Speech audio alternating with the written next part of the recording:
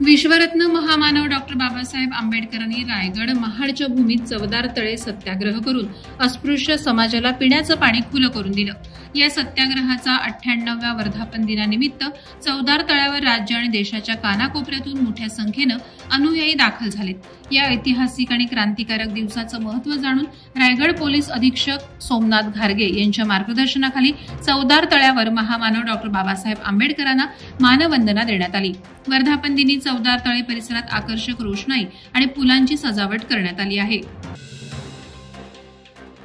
गोव्याला जाण्यासाठी मुंबई गोवा महामार्ग हा एकमेव पर्याय आहे, मात्र लवकरच गोव्यासाठी आणखी एक मार्ग आकार घेत आहे।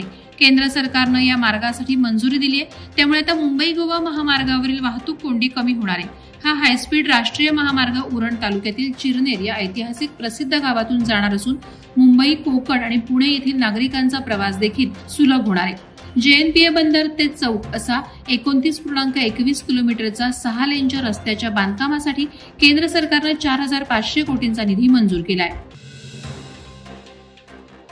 नैना प्रकल्पाबाबत विधान परिषदेमध्ये लक्षवेधी मांडताना आमदार विक्रांत पाटील यांनी आक्रमक पवित्रा घेतल्याचे अधिवेशनामध्ये पाहायला मिळालं।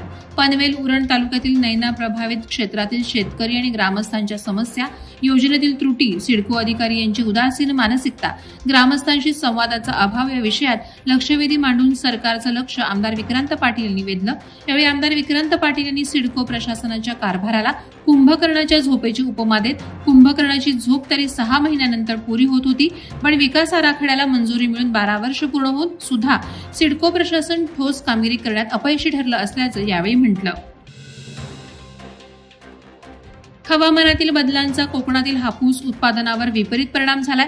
अपेक्षित थंडी न पडल्याने पहिल्या बहरातील मोहोर गळून पडलाय, त्याचा हापूसच्या लागवडीवर परिणाम झालाय। परिणामी पाडव्याच्या तोंडावर हापूसच्या दरात दुपटीनं वाढ झाली।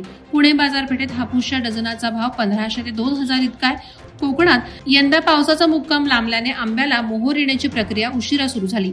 नंतरही हवामानातील चढ उतार सुरूच होते। उष्णता वाढल्याने फळगळती झाली, काही ठिकाणी कीड रोगांचा प्रादुर्भाव झाल्याने उत्पादनात घट झाली। होळी शिमगा संपल्यानंतर रंगपंचमी खेळण्याची परंपरा आहे। या शेकडो वर्षाच्या परंपरेला रायगड जिल्ह्यातील म्हसळा शहरात अनन्यसाधारण महत्त्व आहे। म्हसळा शहरात अबालवृद्ध एकमेकांना रंग लावून हा सण साजरा करतात।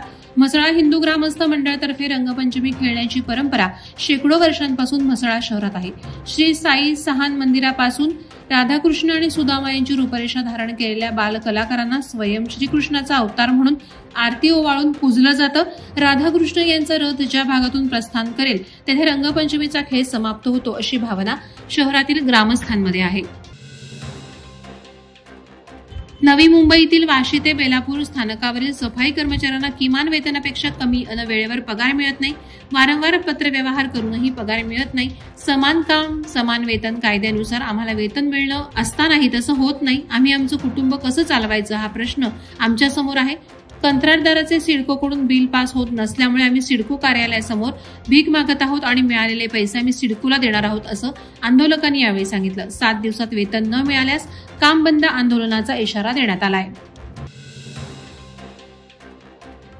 मुंबई गोवा हायवेवरील पेण तरणखोप येथे होंडा कंपनीचे अधिकृत विक्रेते आणि पनवेल अलिबाग येथे होंडा कंपनीचे शोरूम तसंच वाहनांची विक्री, service centre, spare part stores असलेले दशमेश होंडा कंपनीच्या तरणखोप येथील शोरूमचं उद्घाटन रायगड जिल्ह्याचे RTO अधिकारी महेश देवकाते यांच्या हस्ते फीत कापून करण्यात आलं होतं। तर दशमेश होंडा शोरूमच्या वतीनं पेण शहरात नवीन आलेल्या ऍक्टिवा गाड्यांचे लॉन्चिंग RTOचे मंगेश नाईक यांच्या हस्ते करण्यात आलं। यावेळी नवीन आलेल्या ऍक्टिवा गाड्यांविषयी माहिती देण्यात आली।